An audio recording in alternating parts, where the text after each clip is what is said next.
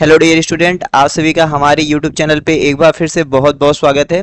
तो यहाँ पे आज हम देखने आए हैं लेक्चर नंबर 4 फाउंडेशन क्लास का। आप सभी को पता है लेक्चर नंबर 3 में हमने क्या देखा था। हमने देखा था सीयूईटी 2024 में इकोलॉजी से क्या क्या क्वेश्चन आए थे। तो आज हम देखने आए हैं कि अगर आप प्लांट फिजियोलॉजी पढ़ना चाहते हैं सीयूईटी के लिए, अगर आप 2024 में एग्जाम देते, 2023 में तैयारी कर रहे होते, तो आप ये सारे टॉपिक करके जाते तो आपका क्वेश्चन बन जाता सीईटी में। ठीक है, आप सातों क्वेश्चन को सही कर सकते थे। तो हम एक एक करके ये सातों क्वेश्चन हम देखेंगे, सातों टॉपिक के बारे में, जैसे डिफ्यूजन, ऑस्मोसिस, एबीसी मॉडल हम देखेंगे बहुत ही बेसिक में। अभी आप तैयारी करने के एकदम इनिशियल फेज पे हैं, तो बहुत ही बेसिक से समझाते चलूंगा। और आपको बता दूं कि हमारा कोर्स भी देखो फाउंडेशन क्लास 15 मई से चल रहा है, actual classes 11th of the June से चलेगा। तो जिनको भी हमारे कोर्स में इनरोल करना है 30 मई से पहले इनरोल कर लेगा, 3000 में बॉटनी का कोर्स मिल जाएगा। नहीं तो जून से करेगा तो 4000 में मिलेगा। आपका जो ऑफर है, जो आपका डिस्काउंट है, वो खत्म हो जाएगा। देखो इतने लोग सिलेक्ट हुए हैं, रैंक 1 भी हमारे ग्रुप से आया हुआ है। तो चलिए, आप सब रेडी हैं? हाँ, इसका पीडीएफ दे दिया जाएगा फाउंडेशन क्लास वालों को। जब फाउंडेशन क्लास खत्म हो जाएगा ना, सारा कंपाइल करके दूंगा मैं। तो चलो देखो, पहला क्वेश्चन आपके सीवीटी में आया था असर्सन रीजन से। किससे आया था जी? असर्सन रीजन से आया था। कहां से क्वेश्चन आया? देखो, ऑस्मोसिस है और डिफ्यूजन है। तो आपको ये प्लांट फिजियोलॉजी में फिजिकल फोर्सेस पढ़ोगे तो वहां पे पढ़ने को मिलेगा। तो सबसे पहले अगर हम बात करें, किसके बारे में बात करें जी? राइटिंग समझ जाना। डिफ्यूजन के बारे में बात करें तो डिफ्यूजन का मतलब क्या होता है? डिफ्यूजन का मतलब होता है जहां पे साल्यूट एंड क्या बात करते हैं, सॉल्वेंट। देखो भैया, सॉल्यूशन होता है ना, कोई भी चीज है, जैसे आप अगर चीनी का घोल बना रहे हो, जैसे रस घोलते हैं, जूस बनाते हैं, तो उसमें चीनी पानी घोलते हैं, नमक पानी घोलते हैं। तो जो चीनी हुआ, शुगर हो गया, उसको हम क्या बोलते हैं? सॉल्यूट बोलते हैं। और सॉल्वेंट जो है वाटर है। तो यही आपके सॉल्यूट एंड सॉल्वेंट मिला के सॉल्यूशन बनता है। तो डिफ्यूजन में यही कहा जाता है कि when the solute and solvent particle move from the region of high concentration, high concentration की तरफ से लो कंसंट्रेशन की तरफ जाएं, ठीक है, फ्रीली, तब इसे हम बोलते हैं डिफ्यूजन। डिफ्यूजन क्या है? विसरण हम हिंदी में बोलते हैं। तो विसरण एक ऐसी प्रक्रिया है, एक ऐसी फेनामेना है जहां पे आपका solute and solvent particle move करते हैं region of high concentration to the region of low concentration. अगर हम एक पात्र बनाए, जार बनाए, और यहाँ पे इतना आपका मान लो भरा हुआ है, और एक दूसरा ये जार है, देखो यहाँ पे इतना है। अगर दोनों को हम एक साथ रख दे कनेक्ट करके, तो कहां से कहां होगा? अगर इसको ए माने, इसको बी माने, तो ए से बी की तरफ मूवमेंट होगा। डिफ्यूजन में याद करना, मूवमेंट सॉल्यूट एंड सॉल्वेंट दोनों का होता है, इसको हम बोलते हैं डिफ्यूजन। ठीक है, क्या बोलते हैं इसे? डिफ्यूजन। देखो अगर एग्जांपल की बात करें तो आप घर में जैसे धूप बत्ती हो गया, अगरबत्ती हो गया, धूप बत्ती सुलगाते हैं ना, तो पूरे घर में क्या हो, महक फैल जाता है। वो डिफ्यूजन का फेनामेना है। आप परफ्यूम यूज करते हो, परफ्यूम जो है वो डिफ्यूजन का फेनामेना है। डिफ्यूजन कब रुकेगा? जैसे ए और बी पात्र है, डिफ्यूजन यहाँ पे कब रुकेगा? जब दोनों की तरफ कंसंट्रेशन एकदम बराबर हो जाएगा। ठीक है, सांद्रता दोनों की तरफ की बराबर हो जाएगा, तब डिफ्यूजन रुक जाएगा। डिफ्यूजन का बहुत इंपॉर्टेंट रोल है। जो आप जैसे जो ह्यूमन बींग है, इंसान है या कोई भी ऐसा वर्टिब्रेट है या ऑर्गेनिज्म है जो सांस लेता है, कार्बन डाइऑक्साइड क्या करता है? एक्सपेल करता है, बाहर छोड़ता है, और O2 को अंदर लेता है ना। तो ये जो गैसियस का एक्सचेंज है, गैसेस एक्सचेंज जो हम बोलते हैं कि भाई ब्रीदिंग और एक्सचेंज, तो ये डिफ्यूजन की वजह से ही हो रहा होता है। डिफ्यूज ही होते हैं आपके लंग के एल्वियोलाई में। तो डिफ्यूजन बहुत ज्यादा जरूरी है, समझ गए ना? अगर मैं एक बार फिर से आपको बताऊं कि डिफ्यूजन क्या है। Diffusion is a movement of solute and solvent particle from the region of high concentration to the low concentration until the both concentration getting the equal, ठीक है, इक्वल ना हो जाए, तो उसे डिफ्यूजन बोलते हैं। डिफ्यूजन में सॉल्यूट एंड सॉल्वेंट दोनों का मूवमेंट होता है। ये बात समझ गए? क्लियर है? अब देखो ऑस्मोसिस की बात करें तो देखो, ऑस्मोसिस टर्म दिया था अबे नॉलेट ने। किसने दिया था? अबे नॉलेट ने दिया था। ऑस्मोसिस क्या है? ये स्पेशल टाइप का डिफ्यूजन है, ध्यान से देना। It is a special type का डिफ्यूजन। ठीक है, ऑस्मोसिस में चलने से पहले अगर मैं डिफ्यूजन को कैटेगराइज करूं तो एक होता है, देखो, सिंपल डिफ्यूजन, दूसरा होता है फैसिलिटेटेड डिफ्यूजन।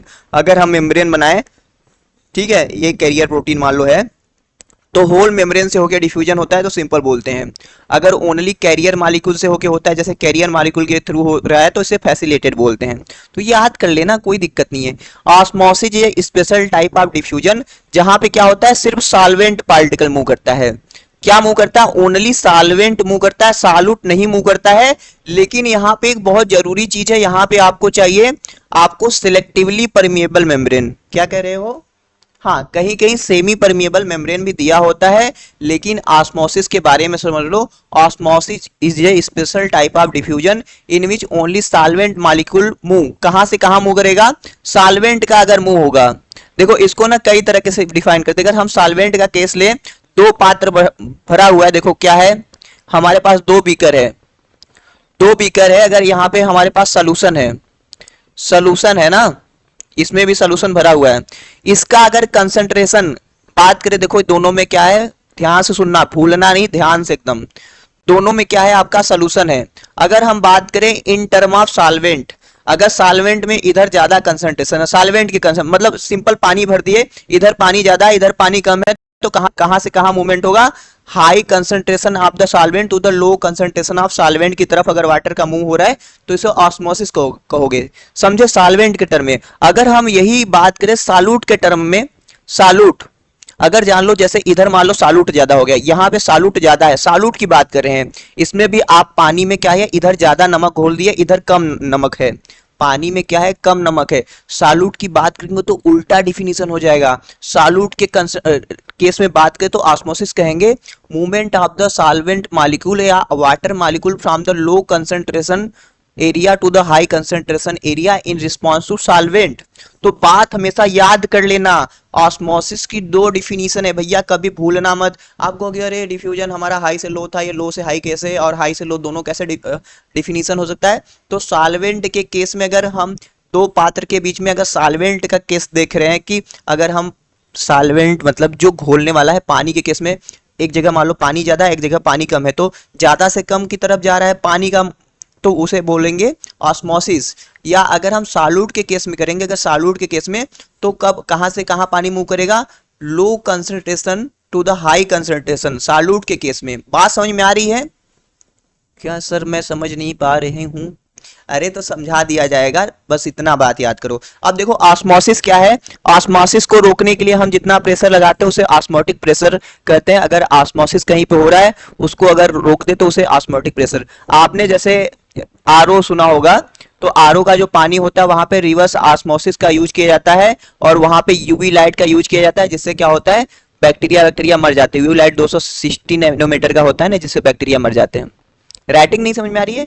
अरे भाई समझो, ठीक है, समझो जो बोल रहा हूं वो ध्यान से सुनो। तो क्वेश्चन देखो हमारे सामने ये था ना कि osmosis is a special type of diffusion in which movement of substance occur from the higher solute concentration to the lower solute concentration. हमने बताया ये कहां से होता है, lower solute concentration to the higher solute concentration होता है। तो ये गलत हो गया। अगर सॉल्वेंट यहाँ पे रहता, सॉल्यूट की जगह से पे सॉल्वेंट रहता, तो एकदम सही हो जाता कि higher solvent concentration to lower solvent concentration, तो ये बात सही होता। लेकिन सॉल्यूट के लिए उल्टा होता है, तो ये हो गया गलत। फिर diffusion is a dominant mode of transport at the scale of cell in, ठीक है। तो भैया बिल्कुल सही बात है, सेल के अंदर अगर किसी भी चीज का ट्रांसपोर्ट हो रहा है तो वहां पे डिफ्यूजन ही हो रहा है, ठीक है। समझ गए कि नहीं? ये कॉन्सेप्ट क्लियर है आपको? बिल्कुल क्लियर होगा। कोर्स में आप ज्वाइन कर लो, कोर्स में आओगे हम चीजें बढ़िया से बताएंगे, तेजी से नहीं आराम से बताएंगे, और चीज आप समझोगे। चलो आओ हम अगले कॉन्सेप्ट की तरफ मूव करते हैं, ठीक है। तो अगला देखो हमारा क्वेश्चन आया है ABCD model of flower development से। तो पहले मैं इसके बारे में थोड़ा सा आपको ब्रीफली बता देता हूं। तो क्या चीज है आपको पता है? फ्लावर। तो फ्लावर जो होता है इसको हम बोलते हैं फीमेल रिप्रोडक्टिव आर्गन है। क्या कह रहे हो? फ्लावर फीमेल रिप्रोडक्टिव आर्गन है? अरे दोनों होता है ना, मेल और फीमेल दोनों होता है। फ्लावर में क्या होता है, देखो फ्लावर में सबसे पहले अगर हम आउटर टू इनर जाएं तो कैलिक्स होता है, फिर कोरोला होता है, फिर क्या होता है, एंड्रूसियम होता है, फिर क्या होता है, हमारा गाइनोसियम होता है, ठीक है। इसको हम स्टेमेन बोल सकते हैं, इसको पिस्टिल बोल सकते हैं, कार्पल बोल सकते हैं। तो एंडोसियम जो होता है मेल मेल पार्ट होता है और गाइनोसियम जो होता है फीमेल पार्ट होता है। इतना चीजें तो आपको क्लियर है ना। तो अब देखो ना, एक फ्लावर को बनाने के लिए, एक प्लांट है उसमें फ्लावर के फॉर्मेशन कराने के लिए कई चीजें चाहिए होती हैं। जैसे अगर मैं आपको थोड़ा सा ब्रीफली बताना चाहूँ तो फ्लावर को ऐसे फ्लावरिंग के लिए टेम्परेचर चाहिए होता है, जिसको हम क्या बोलते हैं, वर्नेलाइजेशन बोलते हैं। और फ्लावर के लिए आपको लाइट चाहिए होता है, लाइट का रिस्पॉन्स, जिसको हम क्या बोलते हैं, फोटो पीरियाडिज्म बोलते हैं। ठीक है, ये दोनों चीजें हम बात करेंगे। लेकिन फ्लावर कराने के लिए ना स्पेशल टाइप के जीन भी चाहिए होते हैं, floral identity gene, meristem identity gene. उतना डिटेल में ना जाके हम एकदम आराम से चलते हैं। देखो, ये जो होल्ड है कैलिक्स कोरोला, इसको हम बोलते हैं नॉन इसेंशियल रिंग, जो कि प्रोटेक्ट करता है हमारे मेन आर्गन को, जो कि है एंडोसियम गायनेस, और ये जो है इसेंशियल रिंग है। तो आप देखो ना, फ्लावर के अंदर इस चारों रिंग को बनाने के लिए अलग अलग जीन इन्वॉल्व होते हैं, अलग अलग ग्रुप में उसको कैटेगराइज किया गया है। ठीक है, जैसे कि हमारा कौन कौन जीन है, जैसे ए ग्रुप का जीन होता है, बी होता है और सी होता है। यही चीज तीन जीन है, AP1 AP2। ठीक है, फिर पेस्टिलेटा होता है, एपिलेट, और क्या होता है, ए गैमस होता है। उतना नहीं जाएंगे, बस बेसिक समझो। क्वेश्चन जिस तरीके से पूछा है, देखो ए जीन है ना, ए जीन है, फिर बी जीन है, फिर सी जीन है। ये समझो कि जहां पे अगर ए जीन एक्सप्रेस नहीं करेगा वहां पे सी जीन एक्सप्रेस करेगा, और जहां पे अगर सी जीन नहीं करेगा वहां पे ए जीन एक्सप्रेस करेगा। तो देखो, कैलिक्स बनाने के लिए क्या चाहिए, कैलिक्स जो है हमारा सेपल होता है, तो कैलिक्स बनाने के लिए अगर ए जीन एक्सप्रेस करेगा तो कैलिक्स बनेगा। कोरोला बनाने के लिए यानी पेटल बनाने के लिए हमें किसका कॉम्बिनेशन चाहिए, ए प्लस बी जीन का कॉम्बिनेशन चाहिए। ध्यान से सुनो, ए प्लस बी करेंगे तो कोरोला बनेगा। एंडोसियम बनाने के लिए क्या क्या चाहिए आपको, एंडोसियम बनाने के लिए आपको चाहिए बी प्लस सी चाहिए। आपको बी प्लस सी अगर दोनों साथ में एक्सप्रेस करेंगे तो एंडोसियम, अगर ओनली सी आपका एक्सप्रेस करेगा तो गाइनोसियम बनेगा। समझ गए, इस बात को क्लियर है कि नहीं। ये तीन जीन है, तीन अलग अलग ग्रुप का जीन है, इसमें और अलग अलग हो गए। जैसे सी यहाँ पे एगैमस होता है, पिस्टिलेटा, AP1 AP2, वो आपको क्लास में डिटेल में पढ़ाया जाएगा। अभी ABC से समझ लो। तो गाइनोसियम के लिए सी जीन एक्सप्रेस करेगा तब। अब देखो क्वेश्चन में क्या पूछा था यहाँ पे, ध्यान से सुनो। बी जीन आप ABCD model made silent in the plant, which of the flower absent in the plant. कह रहा है अब्सेंट कौन होगा, बी काम नहीं करेगा तो अब्सेंट कौन कौन होगा। यहाँ पे देखो, बी नहीं काम करेगा तो आपका कोरोला भी नहीं बनेगा और आपका एंडोसियम भी नहीं बनेगा। तो कोरोला और एंडोसियम क्या हो जाएगा, अब्सेंट हो जाएगा। ओनली वहां पे क्या क्या रहेगा आपका, रहेगा कैलिक्स और gynoecium. Calyx calyx, gynoecium gynoecium बनेगा, यानी कि कोरोला और एंडोसियम नहीं रहेगा। देख लो, तो आपका सी एंड डी यहाँ पे आंसर होगा। हाँ, ये देखो स्टेमेन है एंडोसियम, और डी ये आपका क्या है, कोरोला है। तो आंसर मिल गया ना, यहाँ पे भी बताया गया है। तो ABCD मॉडल हम पढ़ाएंगे आपको डिटेल में, ये तो बहुत बेसिक में मैंने बताया। अब देखो, इसके अंदर अलग अलग जीन होते हैं, अलग अलग टाइप के। देखो, अब यही चीजें, ये तीनों जीन के बारे में जान गए ना। अगर देखो यहीं पे मैं कहूँ, चलो भैया वहां पे बी नहीं, बी अगर म्यूटेट हो गया तो कोरोला एंडोसियम। अगर हम ए को म्यूटेट कर दें तो ए म्यूटेट करेंगे तो यहाँ पे सी करेगा, तो यहाँ पे क्या बन जाएगा, गाइनोसियम बन जाएगा।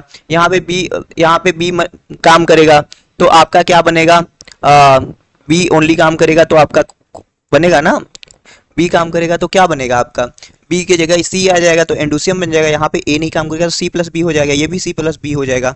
तो ऐसे करके सी नहीं काम करेगा तो ये सारा म्यूटेशन केस है, आपका एग्जाम में पूछा जाता है।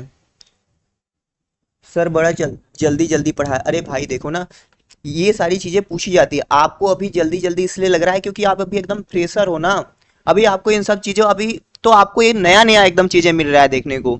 मैं बस बता रहा हूँ कि CUET में ये चीजें पूछी जाती है, और आप कितने अच्छे तरीके से पढ़ के कितनी आसानी से आप इसको क्लियर कर सकते हो।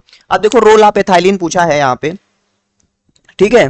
तो एथाइलिन के बारे में अगर हम आपको थोड़ा सा बताएं, एथाइलिन, तो ethylene is one of the most gaseous phyto hormone है, गैसियस फाइटो हार्मोन है। ठीक है, क्या है, गैसियस फाइटो हार्मोन है, इसको आप जान जाओ। इससे क्या क्वेश्चन पूछता है, और ये इससे होता है फ्रूट का राइपनिंग, इसको हम बोलते हैं fruit ripening hormone, fruit ripening hormone. और ये शो करता है ट्रिपल रिस्पॉन्स। क्या करता है, ट्रिपल रिस्पॉन्स। आपसे पूछे कि ऐसा कौन सा प्लांट हार्मोन है जो ट्रिपल रिस्पॉन्स शो करता है, तो यही है। आप कहोगे ट्रिपल रिस्पॉन्स क्या है, तो अगर एथिलीन किसी पे काम कर रहा है तो उसका क्या होगा, नोडल थिकनिंग हो जाएगा, उस प्लांट का मोटा हो जाएगा, नोडल थिकनिंग हो जाएगा। ठीक है, और उसका क्या होगा, लेंथ कम हो जाएगा, कर्लिंग ऑफ लीफ हो जाएगा, कर्लिंग ऑफ लीफ हो जाएगा, और ये छोटा हो जाएगा, छोटा मोटा और कर्ल। प्लांट क्या हो जाएगा, छोटा हो जाएगा, उसका नोडल थिकनिंग मोटा हो जाएगा और पत्तियां कर्ल हो जाएंगी। ये एथिलीन के ट्रिपल रिस्पॉन्स का है। और एथिलीन के बायोसिंथेसिस में कौन एमिनो एसिड प्ले रोल करता है, वो करता है मेथियोनिन। कौन करता है, मेथियोनिन करता है, हाँ मेथियोनिन ही करता है। ट्रिप्टोफैन तो ऑक्सिजन के लिए होता है, मेथियोनिन करता है। तो एथाइलिन के लिए मुझे लगता है इतना याद ये हो एथाइलिन के लिए। और एक होता है देखो, ये ना बोल्टिंग कराता है, क्या बोल्टिंग क्लीन कराता है, पूरा सुन लो, बोल्टिंग इन आइस, जो पानी के अंदर डूबा होता है, इन डीप वाटर, डीप वाटर, हाँ आइपिनेस्टिक मूवमेंट भी कराता है लीप में। तो ये देखो वैसे बोल्टिंग काम है जिब्रेलिन का, लेकिन ऐसे राइस का प्लांट जो पानी के अंदर डूबा हुआ है ना, एथिलीन वहां पे रोल प्ले करता है। अब देखो क्वेश्चन हमारा क्या पूछा था, the role of ethylene in plant, तो सेनेसेंस और leaf and ripening of root कराता है, सेल डिवीजन साइटोकाइनिन कराता है, inhibition of root growth, oxygen का हाई कंसंट्रेशन होगा तब बल्ब के फॉर्मेशन के लिए भी आपका ऑक्सीजन ही काम करेगा। ठीक है, ये सारा आराम से हो गया एथिलीन। हाँ डिस्कवरी बर्ग ने किया था, ठीक है, केन गेन जो भी है, लेकिन जितना मैं बता रहा हूँ 3-4 चीजें याद करोगे तो उतना काफी रहेगा। गुरु जी हूं ना आपका, तो हमको पता है कि क्या क्या चीजें पूछी जाती है। अब देखो जैस्मोनिक एसिड, तो जैस्मोनिक एसिड यहीं पे मैं बता देता हूँ, दूसरे स्लाइड का यूज करने की जरूरत नहीं है। तो ऑक्टाडेकेनाइट पाथवे से ये पराक्सीसोम ये सबके हेल्प से सिंथेसाइज होता है, और ये लिनोलेनिक एसिड जो होता है प्रिकर्सर होता है इसका, और ये हर्बीओरी प्रोटेक्शन ट्राइकोम फार्मेशन में हेल्प करता है। ग्रोथ का ये प्रमोटर नहीं इनहिबिटर होता है। डिले इन लीफ सेनेसेंस या Richmond Lang effect is the phenomena of cytokinin. ठीक है भाई, तो जैस्मोनिक एसिड क्या रहेगा, लिनोलेनिक एसिड से सिंथेसाइज रहेगा। छोड़ देते हो इस बार सीयूटी के लिए नहीं आएगा, लिख के ले लो। अरे यार देखो जैस्मोनिक एसिड हो गया, स्टिगोलैक्टान हो गया, ब्रेसिनोस्टेरॉइड हो गया, ये सब चिंता मत करो, आप ना ऑक्सीजन पढ़ लो, साइटोकाइनिन पढ़ लो, एथाइलिन पढ़ लो, एब्सिसिक एसिड, वाटर स्टेरस हार्मोन, जो एकदम फेवरेट हैं, जो हर जगह पूछे जाते हैं वो पढ़ लो ना। आप इसको लेके टेंशन ले रहे हो, मत लिया करो ना। चलो अगला क्वेश्चन हमारा देखो पूछा था, the enzyme which convert the citrate to isocitric are TCS cycle. तो आप देखो टीसीएस साइकिल आपका पूछा हुआ है, यानी कि हमको क्या पढ़ना होगा, हमको ना जो हमारा रेस्पायरेशन मेटाबॉलिज्म वाला चैप्टर है रेस्पायरेशन, तो एक्चुअली में देखो रेस्पायरेशन में हमें क्या क्या पढ़ना होता है, सबसे पढ़ने हमें पढ़ना होता है जो ग्लूकोज होता है उसका ग्लाइकोलाइसिस, ग्लाइकोलाइसिस, फिर ग्लाइकोलाइसिस से क्या बनता है आपका जो पायरुविक एसिड बनता है, लिंक रिएक्शन जो आता है ऑक्सीडेटिव डीकार्बोक्सिलेशन के बारे में पढ़ना होता है, लिंक रिएक्शन के बारे में। फिर आपको पढ़ना होता है आपको क्रेब्स साइकिल के बारे में, क्रेब्स साइकिल। फिर आपको पढ़ना होता है ईटीएस के बारे में। ठीक है, तो क्वेश्चन तो हमारा क्रेब्स साइकिल से पूछा हुआ है। तो हमारे पास देखो ग्लाइकोल से एटीपी बन गया था, फिर वहां से 2 मॉलिक्यूल पायरुविक एसिड का था, फिर लिंक रिएक्शन में जुड़ के वो हमारा क्या बना दिए थे, एसिटिल को एंजाइम ए बना दिए थे। ठीक है, एसिटिल को एंजाइम ए बन गया था, तो इससे क्या हुआ, ऑक्जेलोएस्टिक एसिड बाइंड होके साइट्रिक एसिड बना के ऐसे क्रेब्स साइकिल चल रहा था। तो आपका देखो क्या यहाँ पे क्वेश्चन क्या पूछा है, 1 मिनट ऊपर वाला है ना, the enzyme which convert citrate to isocitrate, तो पहला ही है, वहां पे एकोटिनेज काम करता है और आपको साइट्रिक एसिड को आइसोसाइट्रिक, फिर आइसोसाइट्रिक किसमें बनता है, हाँ अल्फा कीटोग्लूटरिक एसिड, फिर ऐसे करके सक्सिनिल को एंजाइम है, succinic acid, fumaric acid, malic acid. तो यहाँ पे जहां जहां आपका रिडक्शन सॉरी ऑक्सीडेशन होता है वो सब स्टेप आपको याद करना पड़ेगा। आपको याद करना पड़ेगा कि भैया कहाँ पे जीटीपी बनता है, कहाँ पे FADH2 बनता है। तो सारा क्या सर बता दीजिए पूरा स्टेप, अरे भाई पूरा स्टेप ना, इसके लिए आधे घंटे क्लास लगते हैं पढ़ाने के लिए, हर चीज बताना पड़ता है ना। हम आपको बता रहे हैं कि देखो ये चीजें हैं, ग्लाइकोलिसिस है, इमिडम मेयर पेरानासनिक हो जाता, वो सारा चीज ऐसे करके कर लोगे आराम से, पढ़ाया जाएगा। ये तो इंट्रोडक्टरी क्लास है, आपको बस बताया जाता है कि भैया प्लांट फिजियोलॉजी में क्या। अब देखो during the germination of cereal seed what is the role of alpha amylase present in the aleurone layer. तो आप जिबरेलिक एसिड पढ़ोगे ना, तो उससे रिलेटेड आ जाएगा कि ये हाइड्रोलाइज करता है फूड मटेरियल को और एनर्जी देता है ग्रोथ ऑफ प्लांट के लिए। तो यही चीज है। अब देखो यहाँ पे जब हम बात कर रहे हैं अल्फा एमाइलेज का एलुलान लेयर में, तो जिबरेलिन आ रहा है, तो जिबरेलिन के बारे में हमें डिटेल में पढ़ना चाहिए। ठीक है, जैसे जिबरेलिन के बारे में हमें क्या क्या पता होना चाहिए। जिबरेलिन तो इसका खोज किया था 1926 में, किसने किया था, कुरुसावा ने किया था। किसने किया था? कुरुसावा ने किया था ना जी। कहाँ से किया था? बकेन डिजीज था, बकेन डिजीज, बकेन डिजीज ऑफ राइस। कुछ राइस के प्लांट थे जो अपने आप बड़े बड़े हो गए थे, उनका प्रोडक्शन कम था। एक मतलब पैथोजन था जिब्रेला फ्यूजिकोराई, ठीक है, जिब्रेला फ्यूजिकोराई की वजह से हो रहा था। या इसको हम क्या बोलते हैं? फ्यूजेरियम मोनेलिफॉर्म बोलते हैं, फ्यूजेरियम मोनिलीफॉर्म। ठीक, इसके वजह से था। कुरुसावा ने 1925 ने खोजा था इसको। फिर बाद में क्या हुआ, इसको निकाला गया, आइसोलेट किया गया। तो बायोक्टिव जिब्रेलिन 1437 ये वाला, जैसे GA3 सबसे इंपॉर्टेंट है, GA1। तो जिब्रेलिन के बारे में देखो इतना पॉइंट ये याद रखो। और इसका जो मेन इंपॉर्टेंट चीज है, फंक्शन पूछता है जिब्रेलिन का। क्या पूछता है? फंक्शन पूछता है। तो फंक्शन के बारे में क्या क्या याद रखोगे? जिब्रेलिन का जो मेन फंक्शन है, सीड के जर्मिनेशन करवाना। क्या करवाना जी? सीड का जर्मिनेशन कराना लॉन्ग डे प्लांट में। दूसरा है इंटरनल, जिसको हम प्यार से बोल्टिंग बोला करते हैं, तो बोल्टिंग, या इसको हम कह सकते हैं कि भैया रोजेट हैबिट को वाइन हैबिट में बदलना, से वाइन हैबिट में बदलना, ठीक है। और तीसरा है भैया ये फूड मटेरियल का ट्रांसलोकेशन एलुलान लेयर में कराता है, और वही क्वेश्चन आया हुआ है आपका, फूड ट्रांसलोकेशन एलुलान लेयर में, समझ रहे हो ना। या हम माल्टिंग ज्यादा से रहेगा, माल्टिंग प्रोसेस को इनहांस करता है जिब्रेलिन। और जिब्रेलिन क्या करता है? तो ये तीन काम ज्यादा इंपॉर्टेंट है, ये याद कर लेना, समझ गए ना। तो ऐसे करके क्वेश्चन आया हुआ है। अगर हम अगले पॉइंट पे चले तो आपका देखो ना, नाइट्रोजन फिक्सेशन से क्वेश्चन आया हुआ है। कहां से आया हुआ है? Nitrogen fixation. मैं कहता हूं कोई भी एग्जाम के लिए आप तैयारी कर रहे हैं ना, दो चीज होता है। यहाँ से लोग कंफ्यूज करते हैं, कहते हैं कि सर नाइट्रोजन फिक्सेशन तो बहुत बड़ा है। यहाँ पे नाइट्रोजन फिक्सेशन में एक्चुअली हमें तीन चीज पढ़ना होता है। क्या क्या? पहला तो यही नाइट्रोजन फिक्सेशन, दूसरा हमें पढ़ना होता है नाइट्रोजन एसिमिलेशन। नाइट्रोजन एसिमिलेशन ये लोगों को थोड़ा टफ लगता है क्योंकि वो सही से पढ़ते ही नहीं, एसिमिलेशन। और मैं कहूँ तो यहाँ से उतना आता नहीं, तो परेशान होने की जरूरत नहीं है। तीसरा हमें पढ़ना होता है रूट नोड्यूल का फॉर्मेशन, ठीक है, रूट नोड्यूल का फॉर्मेशन कैसे होता है। नाइट्रोजन फिक्सेशन में सबसे ज्यादा जरूरी ना जो वो बायोलॉजिकल नाइट्रोजन फिक्सेशन है। जैसे नाइट्रोजन फिक्सेशन तो फिजिकल होता है, एक जो बिजली चमकती है, फिर एक इंडस्ट्रियल होता है हैबर प्रोसेस के द्वारा, फिर जो हमारा बायोलॉजिकल फिक्सेशन है, बायोलॉजिकल वाला, वो बहुत जरूरी है। मतलब ना कि कौन कौन सा बैक्टीरिया है, कौन एनारोबिक है, कौन फ्री लिविंग है, कौन एरोबिक है, कौन फोटोसिंथेटिक, ऐसे करके पूछता है आपसे, ठीक है। और यहाँ पे इलेक्ट्रॉन का नंबर, जैसे नाइट्रिफिकेशन कौन कराता है, नाइट्रोसोफिकेशन कौन कराता है, डीनाइट्रिफिकेशन कौन कराता है, एनामॉक्स क्या है, अमोनिफिकेशन कौन कराता है, ये सारी चीजें। तो देखो यहाँ पे ना, जैसे अमोनिया जब फिक्स की जाती है तो जो N2 होता है डायरेक्ट प्लांट नहीं यूटिलाइज कर पाते, क्योंकि इसके बाद ट्रिपल बॉन्ड होता है ना, इसलिए नहीं कर पाते हैं। तो ये नाइट्रोजन को फिक्स किया जाता है। तो देखो यहाँ पे दो मालिक्यूल है, तो एक साथ फिक्स होता है, तो दो अमोनिया मालिक्यूल बनता है। तो दो अमोनिया मालिक्यूल एक साथ फिक्स होता है, तो यहाँ पे 16 ATP लगता है। ये बात याद कर लो। अब 16 ATP, तो एक अमोनिया के लिए 8 ATP लगेगा। तो ये मेरे हिसाब से ना बहुत इंपॉर्टेंट टॉपिक है, बायोलॉजिकल नाइट्रोजन फिक्सेशन वाला।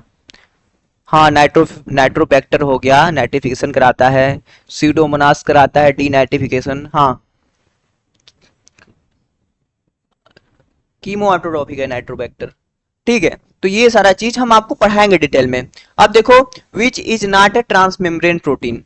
तो ये जब देखो, अब ये क्वेश्चन कहां से आया है पहले मैं आपको बता दूं। आप ये सब देख के क्या समझ पा रहे हो कहां से है क्वेश्चन? जब आप ना क्वेश्चन देख के आप ये पता कर पाते हो कि किस चैप्टर से है, तो आप ना 20% पढ़ाई सही से की हो। किस टॉपिक से है, ठीक है, किस टॉपिक से है, तो आप 50% पहुंचते हो। और किस सब टॉपिक से ये पता कर लेते हो, तो आप वो क्वेश्चन लगा सकते हो आराम से। फिर जब ये आपको पता होता है ना, तब आपसे सिर्फ हो सकती है सिली मिस्टेक। आपने ये चीजें पढ़ा है, क्वेश्चन तो उनसे नहीं बनते जिनको समझ में नहीं आता कि ये क्वेश्चन आया कहाँ से हुआ है आखिर। रोस्ट नहीं कर रहा हूं, बस बता रहा हूं। देखो ये आया है आपका लाइट रिएक्शन से। कहां से? लाइट रिएक्शन से आया है। और आपका जेड स्कीम से है, जो हील एंड बेंडोल ने दिया था जेड स्कीम ना, वहां से है। तो आपसे पूछ रहा है कि कौन ऐसा है जो ट्रांसमेम्ब्रेन प्रोटीन नहीं है। तो देखो, एटीपी सिंथेसिस भी मेम्ब्रेन के अंदर एम्बेडेड होता है, लाइट हार्वेस्टिंग कॉम्प्लेक्स भी मेम्ब्रेन के अंदर एम्बेडेड होता है, पीएस सेकेंड भी इनर मेम्ब्रेन के अंदर एम्बेडेड ही होता है जहाँ पे वाटर का स्प्लिटिंग होता है। फेरिडॉक्सिन जो है ये आपका ट्रांसमेम्ब्रेन नहीं है, आपका ये क्या है, आपका मतलब मेम्ब्रेन के ऊपर थोड़ा सा होता है। आपको मैं अगर दिखाना चाहूँ तो यहाँ पे आप देख सकते हैं कि ये यहाँ पे है, देखो PS2 देखो इंटीग्रल है, यहाँ पे एटीपी सिंथेस भी देखो इंटीग्रल ही है। और क्या एक था, एक और आपका LHC है, LHC यहाँ पे उसे दिखाया नहीं गया होगा मे बी। LHC यहाँ पे लाइट हार्वेस्टिंग कॉम्प्लेक्स देखो वो होता है जो अलग अलग वेवलेंथ ऑफ लाइट को लेके main pigment molecule chlorophyll A को देता है ना। तो देखो ये सब चीजें हैं जो मुझे लगता है कि आपके प्लांट फिजियोलॉजी से 2024 में CUET में आया था। और मैं कहूँ नॉट ओनली इन CUET, आप कोई भी एग्जाम देने जा रहे हो यही सारा चीजें पूछेगा प्लांट फिजियोलॉजी से। हाँ ये फाउंडेशन क्लास है, बेसिक चीजें मैं बता रहा हूँ। तो आपको देखो ये हमारा कोर्स है, कोर्स में आना रहेगा तो आपको करना क्या, कोर्स में आने के लिए सिंपली करना क्या है, हमारा ये नंबर है, ठीक है, ये नंबर दिख रहा होगा 9569363332। आपको इस पे ना गूगल पे, फोन पे या पेटीएम से पेमेंट करना है फीस। फिलहाल में अगर आप 30 मई से पहले कर रहे हैं तो 3000 बॉटनी के लिए आपको पेमेंट करके हमारे इसी नंबर पे व्हाट्सएप पे डायरेक्ट आप स्क्रीनशॉट भेजो, डायरेक्ट आपको कोर्स में ऐड किया जाएगा। और कोई स्कैम स्कैम नहीं है भाई, ठीक है, इतने लोग पढ़ते हैं सिलेक्ट होते हैं, बस ये चीज़ है कि भैया आप पढ़ेंगे हमसे और आराम से सिलेक्ट होंगे और मस्त रहेंगे। चलो मिलते हैं आपसे नेक्स्ट वीडियो में। Thank you for watching this video.